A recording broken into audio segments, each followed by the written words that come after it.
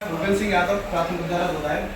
आज सभी बच्चों को शिक्षक दिवस के बारे में सारी बातें बताएंगे कि आज डॉक्टर राधाकृष्ण सर्वपल्ली जी के जन्म दिवस को शिक्षक दिवस के रूप में कैसे मनाते हैं और उसका क्या महत्व है। प्यारे बच्चों, आज 5 सितंबर सन 2024 है। तो सबसे पहला मेरा बिंदु है, भारत के दूसरे राष्ट्रपति रहे डॉक्टर सर्वपल्ली राधाकृष्णन एक प्रसिद्ध दार्शनिक, राजनेता और शिक्षक रहे। वो टीचर थे, प्रसिद्ध दार्शनिक थे, राजनेता थे। दूसरा बिंदु, उन्होंने अपने जन्म दिवस को निजी उत्सव के रूप में मना करके, मतलब मेरा व्यक्तिगत जन्म दिवस न मनाया जाए, मेरे जन्म दिवस को शिक्षक दिवस के रूप में मनाया जाए। ये सुझाव उन्होंने दिया कि ताकि समाज को एक नई दिशा मिले और शिक्षक को जो सम्मान है उसका सम्मान मिले।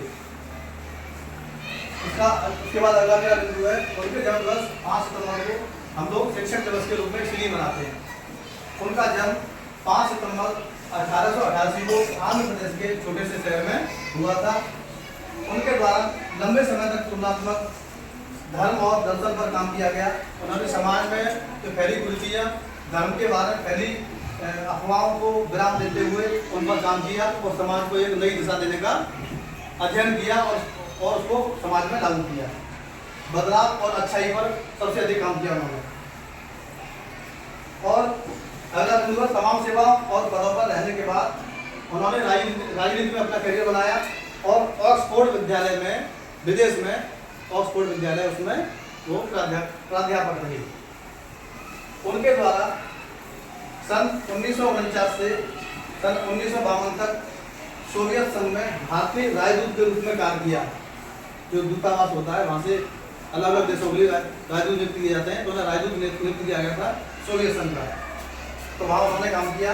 अगला बिंदु है, वे 1952 में भारत के उपराष्ट्रपति बने। सबसे पहले क्या बने? 1952 में भारत के उपराष्ट्रपति बने और 1962 तक इस पद पर वो आसीन रहे, यानी काम किया, पद पर बैठे।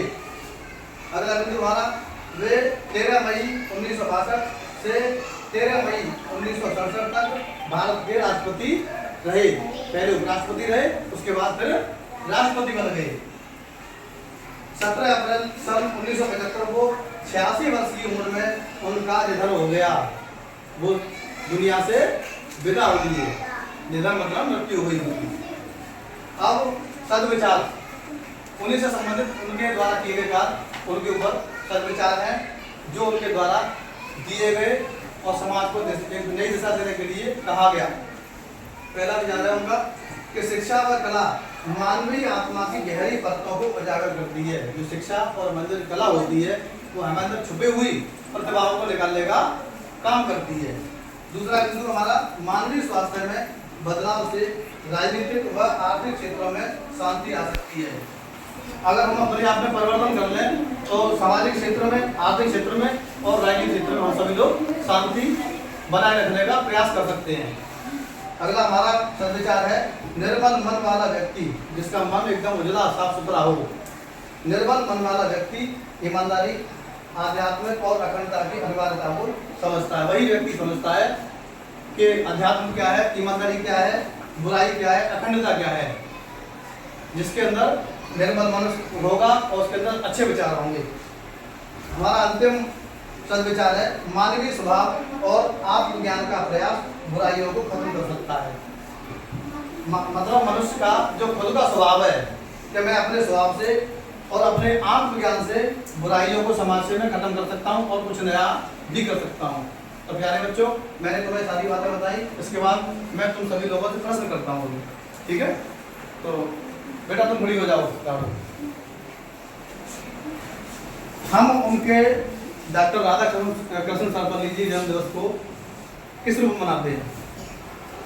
हम उनके जन्म दिवस 5 सितंबर को शिक्षक दिवस के रूप में मनाते हैं। बहुत अच्छी। अच्छा, अब तुम खड़े हो जाओ बेटा। ये बताओ, उनकी मृत्यु कब हुई? उनकी 17 अप्रैल सन 1975 को 88 वर्ष की 86 वर्ष की उम्र में उनकी मृत्यु हुई। बहुत अच्छे। अच्छा, अब तुम खड़ी हो जाओ। उनका जन्म कब और कहाँ हुआ था?